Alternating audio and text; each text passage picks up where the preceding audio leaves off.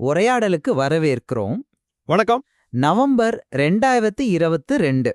அப்போ chat GPT வந்ததிலிருந்து இந்த ஜெனரேட்டிவ் ஏஐ, அதாவது ஜேஏஐன்னு சுருக்கமா சொல்றோமே, இது உலக அளவுல பெரிய தாக்கத்தையும் விவாதத்தையும் கிளப்பியிருக்கு. சரிதானே? ஆமாம், பயங்கர வேகம். குறியீடு எழுதுறதுல இருந்து இமெயில் திருத்துற வரைக்கும் என்ன சொல்றது, மனுஷங்க செய்யற நிறைய வேலைய இது செய்யும் இல்ல செய்ய உதவும்னு பேச்சு இருக்கு. கரெக்ட். அப்போ இன்னைக்கு நம்ம பேச போற முக்கியமான கேள்வி இதுதான். இந்த ஜெனரேட்டிவ் ஏஐ டெக்னாலஜி இருக்குல்ல, இது முன்னாடி நம்ம பார்க்காத அளவுக்கு வேலை இழப்பை ஏற்படுத்துமா? நம்ம வருஷக்கணக்கா கத்துக்கிட்ட திறமைகள் எல்லாம் மதிப்பில்லாம போயிடுமா? இல்ல இது மனுஷங்களோட செயல்திறனை அதிகமாக்கி புதுசா வாய்ப்புகளை உருவாக்கி நம்மள ஒரு அடுத்த கட்டத்துக்கு கொண்டு போற ஒரு கருவியா இருக்குமா? இதுதான் கேள்வி. நம்ம இந்த விவாதத்துக்கு ஆதாரமா எடுத்துக்கிறது ஜெனரேட்டிவ் ஏஐயோட தாக்கம் பத்தி வந்த ஒரு பெரிய ஆய்வறிக்கை. அதுல இருக்கிற விஷயங்களை வச்சுதான் நம்ம பேச போறோம். ஆமா, அந்த ஆதாரத்தை வச்சு பார்க்கும்போது ஜெனரேட்டிவ் ஏஐ செயல்திறன்ல ஒரு பெரிய முன்னேற்றத்தையும், முக்கியமா இந்த ரிசோர்ஸ் மேனேஜ்மெண்ட்ல, அதாவது வளங்களை நிர்வகிக்கிறதுல புதுவிதமான தீர்வுகளையும் கொடுக்குதுங்கிறது என்னோட நிலைப்பாடு. நான் இத கொஞ்சம் வேற மாதிரி பார்க்கறேன். ஜெனரேட்டிவ் ஏஐ இது நிறைய வேலைகளுக்கு, திறமைகளுக்கு ஒரு நேரடியான அச்சுறுத்தலா இருக்கு. அது மட்டும் இல்லாம இது பரவலா சில விஷயங்கள் வழக்கொழிஞ்சு போகவும் மனுஷங்க கிட்ட ஒரு உணர்ச்சி ரீதியான இடைவெளி அதிகமாகிறதுக்கும் கூட இது காரணமா அமையலான்னு நான் நினைக்கிறேன். சரி, என் தரப்புலேருந்து ஆரம்பிக்கிறேன். மனுஷன் ஏன் கருவிகளை கண்டுபிடிச்சான்? சக்கரம், கயிறு, இதெல்லாம் எதுக்கு? கொஞ்சம் எஃபர்ட்ல நிறைய வேலையை செய்யணும், அதுக்கு தானே. ஜெனரேட்டிவ் ஏஐ இந்த பெரிய பரிணாம வளர்ச்சியோட ஒரு அடுத்த கட்டம், ஒரு உச்சம்னு கூட சொல்லலாம். ஒரு 15-20 வருஷம் முன்னாடி நான் சொன்ன ஒரு வேலை நடக்கணும்னு நினைச்சோம். இன்னைக்கு நான் நினைச்சாலே ஒரு வேலை நடக்கணுங்கிற நிலைமைக்கு ஏஐ நம்மள கொண்டு போகுது. செயல்திறன் அதிகமாறதுக்கு ஒரு நேரடி உதாரணம் சொல்றேன், கேளுங்க. 2012ல கேம்பஸ் செலெக்ஷனுக்கு ஆன்லைன் டெஸ்ட் நடத்த மூடல்னு ஒரு பிளாட்ஃபார்ம் யூஸ் பண்ணோம். அதுக்கு முன்னாடி எல்லாமே பேப்பர் தான். மூடல் வந்ததுனால 1000 பேப்பர் மிச்சம். ஆனா அந்த டெஸ்ட் கேள்விகளை புக்ஸ், இன்டர்நெட்னு பல இடத்துலேருந்து எடுத்து அதை மூடல் ஃபார்மேட்டுக்கு மாத்தி அப்லோட் செய்ய ஒரு எக்ஸல் டூல் வச்சு 6-8 பேர் 2 நாள் வேலை செஞ்சோம். கிட்டத்தட்ட 50 மணி நேரத்துக்கு மேல ஆச்சு. சமீபத்துல இதே மாதிரி ஒரு தேவை வந்தப்போ நான் சாட் ஜிபிடி கிட்ட கேட்டேன். 100 ஆப்டிடியூட் கேள்விகள் வேணும், 40 ஈஸி, 30 மீடியம், 30 கஷ்டமா இருக்கணும். இது அப்படியே டவுன்லோட் பண்ணி மூடில் அப்லோட் பண்ற மாதிரி ஃபைலா கொடு அப்படின்னு. நம்ப முடியுமா? 10 நிமிஷத்துல ஃபைல் ரெடி. யோசிச்சு பாருங்க, 50 மணி நேரம் மனுஷ உழைப்பு வெறும் 10 நிமிஷத்துல ஏஐ செஞ்சு முடிக்குது. இது வெறும் நேரத்தை மிச்சம் பண்றதில்ல, மனுஷனோட திறமைய எங்க இன்னும் சரியா பயன்படுத்தலான்னு யோசிக்க வைக்குது. இதே மாதிரி தான் நான் முன்னாடி லெட்டர்ஸ் ரெடி பண்ண ஒரு எக்ஸல் டூல் வச்சிருந்தேன். இப்ப அதெல்லாம் தேவையில்ல. சாட் ஜிபிடி கிட்ட ஒரு லைன்ல சொன்னா போதும், அதுவே லெட்டரை கொடுத்துடுது. அதோட அந்த கான்வர்சேஷனே ஒரு டேட்டாபேஸ் மாதிரி ஆயிடுது. அதுல இருந்து ரிப்போர்ட் கூட எடுக்க முடியுது. ஏஐயோட எதிர்கால பயன்பாடுகள் அது இன்னும் பிரம்மாண்டமா இருக்கும். மண்ணுல ஈரம் எவ்வளோ இருக்குன்னு மட்டும் பார்க்காம செடியோட இலைய போட்டோ எடுத்து அது நல்லா இருக்கா, அதுக்கேத்த மாதிரி தண்ணி விடலாமான்னு சொல்ற ஒரு ஏஐ சிஸ்டம் வந்தா எவ்வளோ தண்ணி மிச்சமாகும். இல்லைன்னா ஒரு எமர்ஜென்சி மாதிரி ஒரு சூழலை போட்டோ எடுத்து அனுப்புனா அது உண்மையிலேயே பெரிய ஆபத்தா 911 இல்ல சாதாரண விஷயமா 311ன்னு ஏஐயே பார்த்து ஃபயர் சர்வீஸ், ஆம்புலன்ஸ், போலீஸ்னு யாருக்கு தகவல் போகணுமோ அவங்களுக்கு கரெக்டா அனுப்புற ஒரு ஆப். இது உயிரை கூட காப்பாத்தும், வளங்களையும் சரியா பயன்படுத்த உதவும். இது மட்டும் இல்ல, நம்ம பார்க்குற அந்த டாக்குமெண்ட்லயே சொல்றாங்க AI sales agent, AI customer service ஏஜென்ட்னு புது வேலைகள் கூட உருவாகும்னு. அதனால ஏஐ ஒரு பயம் இல்ல, அது ஒரு மேம்படுத்துற கருவி. அதுதான் என்னோட வாதம். நீங்க சொல்ற இந்த செயல்திறன், இந்த மேம்பாடுகள் எல்லாம் கேட்க நல்லாதான் இருக்கு, சும்மா சொல்லக்கூடாது அந்த மூடல் உதாரணம் எல்லாம். ஆனா அந்த நாணயத்துக்கு இன்னொரு பக்கம் இருக்கு ஐயா. நம்ம பேசுற இந்த மூல ஆவணத்திலே ரொம்ப தெளிவா ஒரு வரி இருக்கு பாருங்க. ஜென் ஏஐ பல வேலைகளை நீக்கும் என்பதில் எனக்கு எந்த சந்தேகமும் இல்லை. இது ஏதோ சும்மா சொல்ற கருத்தில்ல, நடக்க போற ஒண்ணு. சில துறைகள் எடுத்துக்கலாம். உதாரணத்துக்கு ஆட்சேர்ப்பு குழுக்கள், அதாவது ரெக்ரூட்மெண்ட் டீம்ஸ், அவங்களோட தேவை ரொம்பவே குறையும் இல்ல இல்லாமலே போகும்னு அந்த டாக்குமெண்ட்லயே இருக்கு. எனக்கும் அந்த சரிதானு படுது. ஏன்னா அப்ளிகேஷன்ஸை பார்க்கறது, மொதகட்ட இன்டர்வியூ பண்றது, இதெல்லாம் ஏஐ ஈஸியா செஞ்சிடும். அப்புறம் டெக்னிக்கலா பார்த்தா வாய்ஸ் யூசர் இன்டர்ஃபேஸ், அதாவது VUI, நாம குரல் மூலமாவே கம்ப்யூட்டர் கூட பேசுறது. இது முக்கியமாகும்போது இப்போ நாம யூஸ் பண்ற GUI, அதாவது ஸ்கிரீன்ல தெரியற ஐகான், மெனுவெல்லாம் அடுத்த 5 வருஷத்துல வழக்கொழிஞ்சு போயிடும்னு சொல்றாங்க. இதுக்கு வாய்ப்பு அதிகம். ஒரு 30 வருஷம் முன்னாடி கமாண்ட் லைன் இன்டர்ஃபேஸ் CUI இருந்துச்சு இல்லையா, அது எப்படி போச்சோ அது மாதிரி. ஏன்னா கஸ்டமருக்கும் ஏஜென்ட்டுக்கும் நடுவுல நடக்கிற அந்த வாய்ஸ் ரெக்கார்டிங்லேயே எல்லா டேட்டாவும் இருக்கும்போது தனியா எதுக்கு ஒரு ஸ்க்ரீன்ல போய் டைப் பண்ணணும்? சிம்பிளா போன மாசம் சேல்ஸ் எவ்வளோன்னு கேட்டா பதில் வரப்போகுது. சினிமா துறையை எடுத்துக்கிட்டா கதை, screen play, shooting plan, actor selection, ஏன் செட் டிசைன் வரைக்கும் எல்லாமே AI செய்யும்னு டாக்குமெண்ட் சொல்லுது. அப்போ மனுஷனோட வேலை எங்க இருக்கு? அப்புறம் திறமைகள் மதிப்பில்லாம போறது இன்னொரு பெரிய கவலை. இன்னைக்கு ப்ராம்ப்ட் இன்ஜினியரிங் அப்படிங்கிறத பெரிய ஸ்கில்லா சொல்றாங்க. ஆனா அந்த டாக்குமெண்ட் என்ன சொல்லுதுன்னா, அது இன்னும் கொஞ்ச நாள்ல, ஏன் கொஞ்ச வாரங்கள்ல கூட தேவையே இல்லாம போயிடும்னு. 2000கள்ல அந்த சர்ச் என்ஜின்ல கரெக்டா வார்த்தைகளை போட்டு தேடுறது ஒரு திறமையா இருந்துச்சுல்ல, அது மாதிரி தான் இதுவும். கொஞ்ச நாள்ல ஏஐயே பெஸ்ட் ப்ராம்ப்டை உருவாக்கிக்கும். டிரைவர் இல்லாத கார் வந்தா டிரைவிங் ஸ்கில், 3D பிரிண்டர்ல வீடு கட்ட ஆரம்பிச்சா கொத்தனார், எலக்ட்ரீஷியன், பிளம்பர் வேலை, ஏஐயே கோடிங் எழுதுனா சாஃப்ட்வேர் எழுதுற திறன், இதெல்லாமே மதிப்பிழக்க வாய்ப்பு இருக்கு. இது கொஞ்சம்தான். ஆன்லைன் ஷாப்பிங் வந்ததுல பேரம் பேசுற திறமை போச்சு, சோஷியல் மீடியால நேருக்கு நேர் பேசுற பழக்கம் குறைஞ்சு போச்சு. இப்போ ஏஐ வந்தா இது இன்னும் அதிகமாகும். இது எல்லாத்தையும் விட அந்த டாக்குமெண்ட்ல சொல்ற உணர்ச்சிகளின் முடிவு, எண்ட் ஆஃப் எமோஷன்ங்கிற கான்செப்ட் தான் என்னை ரொம்ப யோசிக்க வைக்குது. அங்க ஒரு உதாரணம் சொல்றாங்க. ஒருத்தர் நியூ இயருக்கு பர்சனலைஸ்டா மெசேஜ் அனுப்ப ஆரம்பிச்சதும் ரெஸ்பான்ஸ் ரேட் 0ல இருந்து 40-45% ஆச்சான். ஆனா ஃபேஸ்புக், லிங்க்டின்ல இருந்து டேட்டாவை எடுத்து ரொம்ப பர்சனலைஸ்டா மெசேஜ் அனுப்புற ஒரு டூலை உருவாக்க நினைச்சவங்க அதை கைவிட்டாங்களாம். ஏன்னா அந்த மெசேஜ் எவ்வளோ நல்லா இருந்தாலும் அதை ஒரு மெஷின் ஆட்டோமேட்டிக்கா ஜெனரேட் பண்ணுதுன்னு தெரிஞ்சா போதும் அதோட வேல்யூ 0 ஆயிடுமா. யாரும் ரிப்ளை கூட பண்ண மாட்டாங்களாம். இது மனுஷங்க நடுவுல ஒரு அலட்சியத்தை, ஒரு போலியான உறவுகளை அதிகமாக்காதா? இதெல்லாம் ஒரு பக்கம் இருக்கட்டும். குவாண்டம் கம்ப்யூட்டிங் பத்தி நம்ம இன்னும் முழுசா பேசவே இல்ல. கூகுளோட வில்லோ குவாண்டம் சிப்செட் உலகத்திலே வேகமான சூப்பர் கம்ப்யூட்டரை விட பல மில்லியன் மடங்கு வேகமா. அது 5 நிமிஷத்துல செய்யற கணக்க இன்னைக்கு இருக்கிற சூப்பர் கம்ப்யூட்டர் செய்ய 10 செப்டிலியன் வருஷம் ஆகுமா. அதாவது 10க்கு பின்னாடி 24 சைபர், அவ்வளவு வருஷம். இந்த மாதிரி ஒரு பயங்கரமான சக்தி ஏஐ கூட சேரும்போது என்ன ஆகும்னு நினைச்சு பார்க்கவே முடியல. நாம இன்னும் ஆரம்பத்துல தான் இருக்கோம். அதனால ஏஐ ஒரு பெரிய அச்சுறுத்தல் தான். இது என்னோட நிலைப்பாடு. நீங்க சொல்ற இந்த வேலை இழப்பு, திறன் மதிப்பிழப்பு, இதெல்லாம் கண்டிப்பா யோசிக்க வேண்டிய விஷயங்கள் தான், புறக்கணிக்க முடியாது.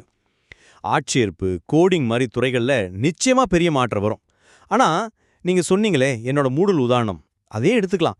50 மணி நேரம் வேலை 10 நிமிஷத்துல முடியுதுன்னா அதை நேரடியா வேலை போச்சுன்னு மட்டும் பார்க்கணுமா?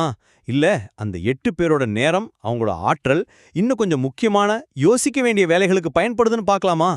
வரலாறு முழுக்க டெக்னாலஜி இப்படிதானே பண்ணிருக்கு. டைப்ரைட்டர் வந்தப்போ கையால எழுதுற வேலை போச்சு, ஆனா டைப்பிஸ்ட்னு புது வேலை வந்துச்சு.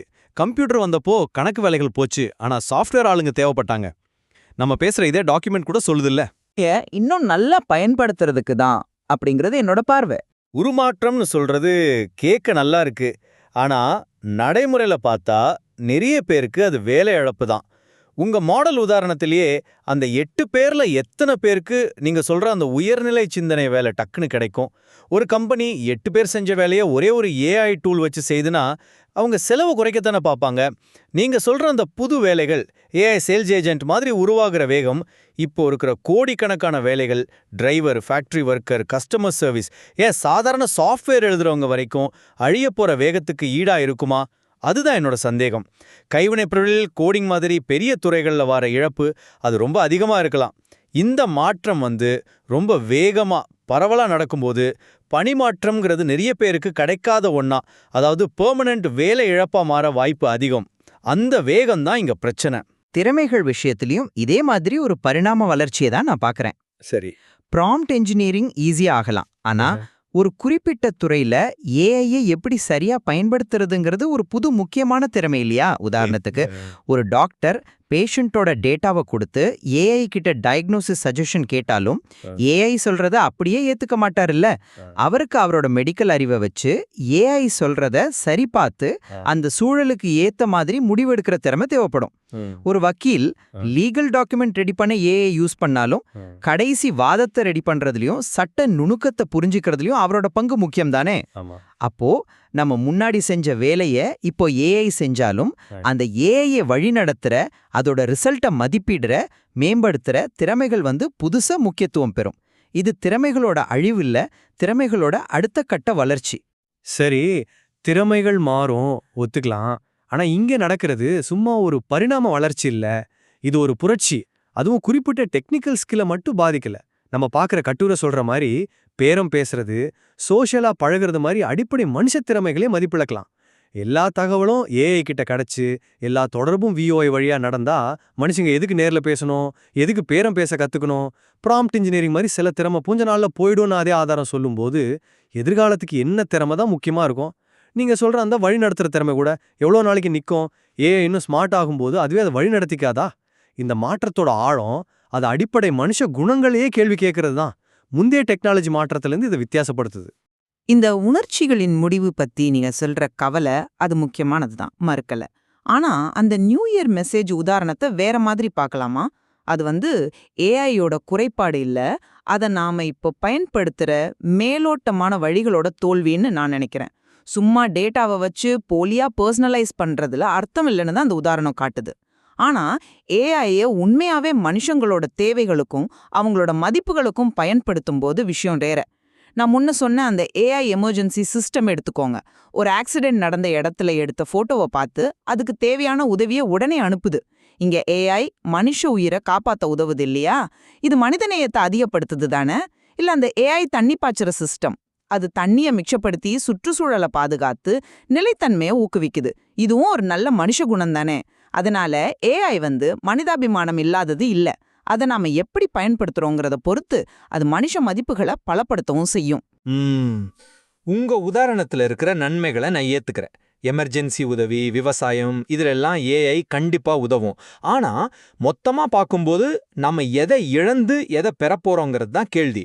வியூஐ ஏஐ கஸ்டமர் சர்வீஸ் தான் முக்கியமா ஆகும்போது மனுஷங்க கூட நேரடியா இயல்பா பேசுறது குறைஞ்சு போகுமா இல்லையா? அந்த நியூ இயர் மெசேஜ் உதாரணம் மாதிரி எல்லாமே ஆட்டோமேட்டிக்கா கணக்கு போட்டு செய்யும்போது அந்த செயலுக்கு பின்னால இருக்கிற உண்மையான மனுஷ உணர்வு, அக்கறை இதெல்லாம் குறைஞ்சு ஒரு மாதிரி செயற்கைத்தனம் வராதா? செயல்திறனுக்காக ரிசோர்ஸை மிச்சப்படுத்துறதுக்காக மனுஷ தொடர்புகளோட ஆழத்தையும் நம்பகத்தன்மையும் நாம இழக்க தயாரா இருக்கோமா? அந்த உணர்ச்சிகளின் முடிவுங்கிறது சும்மா ஒரு எச்சரிக்கை இல்ல, அது நாம போகக்கூடிய ஒரு யதார்த்தமான நிலைமை. இந்த உணர்வு ரீதியான விலையை கொடுக்க தயாரா? அதுதான் என் மனசு உறுத்துற கேள்வி.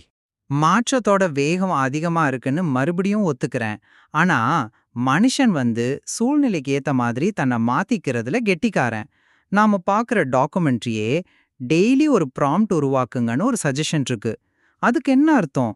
நாம சும்மா வேடிக்கை பார்க்கக்கூடாது. இந்த டெக்னாலஜியோட பழகணும், கத்துக்கணும், அதோட போக்க புரிஞ்சுக்கணும். நான் சொன்ன அந்த ஏஐ விவசாயம், ஏஐ எமர்ஜென்சி மாதிரி திட்டங்கள் கூட டெக்னாலஜியை எப்படி சமூகத்துக்கு நல்லபடியா பயன்படுத்தலாங்கிறதுக்கு ஒரு உதாரணம் தான். இந்த வேகமான மாற்றத்துக்கு ஏத்த மாதிரி மாறது கஷ்டம்தான், ஆனா அது முடியும், அது அவசியமும் கூட. நாம பயந்து ஒதுங்கிறத விட அதை எப்படி நல்ல விதமா பயன்படுத்தலான்னு யோசிக்கிறது தான் சரி. தகவமைச்சுக்கணும், கத்துக்கணும், எல்லாம் சரிதான். ஆனா இந்த மாற்றத்தோட வேகமும் அளவும் இதுக்கு முன்னாடி மனுஷன் வரலாறுல பார்க்காதது. GUI 5 வருஷத்துல போயிடும், ப்ராம்ப்ட் இன்ஜினியரிங் கொஞ்ச நாள்ல மதிப்பிழக்கும்னு அந்த டாக்குமெண்ட்டே அடிச்சு சொல்லுது. இதோட குவாண்டம் கம்ப்யூட்டிங்கோட அந்த பிரம்மாண்டமான சக்தியை சேர்த்து பார்த்தா இந்த மாற்றம் மொத்த சமூகத்தோட மாத்திக்கிற திறனையே குலைச்சிடுமோன்னு ஒரு பயம் எனக்கு வலுவா இருக்கு. இதுக்கு முன்னாடி நடந்த தொழில்துறை புரட்சி மாதிரி மெதுவா படிப்படியா நடக்கல. இது நம்ம சுதாரிக்கிறதுக்குள்ள பல துறைகள், பல மில்லியன் கணக்கான வேலைகள் இல்லாம போயிடலாம். இந்த பயங்கரமான வேகமும் பாதிப்போட பரந்த தன்மையும் தான் ஏஐயா மற்ற டெக்னாலஜியிலிருந்து வித்தியாசப்படுத்தி ரொம்ப ஆபத்தானதா மாத்துது. நாம மாறிக்கிறதுக்கு டைம் கிடைக்குமாங்கிறதே சந்தேகம்தான். ஆஹா, என்னோட நிலைப்பாட்டை சுருக்கமா சொல்றேன். ஜெனரேட்டிவ் ஏஐ இது சந்தேகமே இல்லாம பெரிய மாற்றங்களை கொண்டு வருது. அதுக்கேத்த மாதிரி நாம ரெடியாக வேண்டியது கட்டாயம். ஆனாலும் அதோட சக்தி முக்கியமா செயல்திறனை அதிகப்படுத்துறதுலயும் வளங்களை நிர்வகிக்கிறதுல புது வழிகளை கண்டுபிடிக்கிறதுலயும் பெரிய நன்மைகளை கொடுக்குது. வேலைகள் மாறுங்கிற கவலைகள் நியாயம்தான். அதே சமயம் ஏஐய சரியா கையாளக்கூடிய புது வேலைகளும் அதுக்கேத்த திறமைகளும் உருவாகுங்கிறத நம்ம மறக்கக்கூடாது. இது ஒரு சவால், ஆனா வாய்ப்புகளும் நிறைய இருக்கு. என்னோட கடைசி சுருக்கம் இதுதான். நிறைய வேலை இழப்பு, பல முக்கியமான திறமைகள் மதிப்பிழந்து போறது, இதெல்லாம் தவிர்க்க முடியாத உண்மையா தெரியுது. குவாண்டம் கம்ப்யூட்டிங் மாதிரி வரப்போற டெக்னாலஜி இந்த மாற்றத்தோட வேகத்தையும் தீவிரத்தையும் இன்னும் பல மடங்கு அதிகமாக்கும். மனுஷங்களுக்கு நடுவுல இருக்கிற அந்த உணர்வு ரீதியான தொடர்பு குறையிற ஆபத்தும் ஒரு மாதிரி அலட்சிய மனப்பான்மை வர்றதுக்கான வாய்ப்பும் என்னை ரொம்ப கவலைப்பட வைக்குது. செயல்திறனுங்கிற ஒரு லாபத்துக்காக நாம சமூக ரீதியாவும் உணர்வு ரீதியாவும் கொடுக்க போற வேலை ரொம்ப அதிகமா இருக்கலாம். இது வெறும் டெக்னாலஜி மாற்றம் இல்ல, இது மனுஷன் வாழ்க்கையோட அடிப்படையே கேள்வி கேக்குது. ஜெனரேட்டிவ் ஏஐயோட தாக்கம் ஆழமானது, சிக்கலானது, பல பக்கங்களை கொண்டதுன்னு நம்ம 2 பேரோட பேச்சும் காட்டுது. ஆமா, நம்ம விவாதிச்ச இந்த ஆதாரம் இந்த ஏஐ காலத்துல வேலை, திறமைகள், மனுஷ உறவுகள் இதோட எதிர்காலம் பத்தி ரொம்ப முக்கியமான, அதே சமயம் சவாலான கேள்விகளை எழுப்புதுங்கிறதுல சந்தேகமே இல்ல. இந்த மாற்றங்கள் நிறைஞ்ச காலத்துல நாம போகும்போது இது மாதிரி வேற வேற கருத்துக்களை புரிஞ்சுக்கிறதும் திறந்த மனசோட விவாதிக்கிறதும் ரொம்ப முக்கியம். நிச்சயமா, நாம பேசுனதை தாண்டி இந்த மூல ஆவணத்துல யோசிக்கிறதுக்கும் இன்னும் ஆழமா பார்க்கறதுக்கும் நிறைய விஷயங்கள் இருக்கு. இது ஒரு தொடர் உரையாடலுக்கான ஆரம்பம்தான்.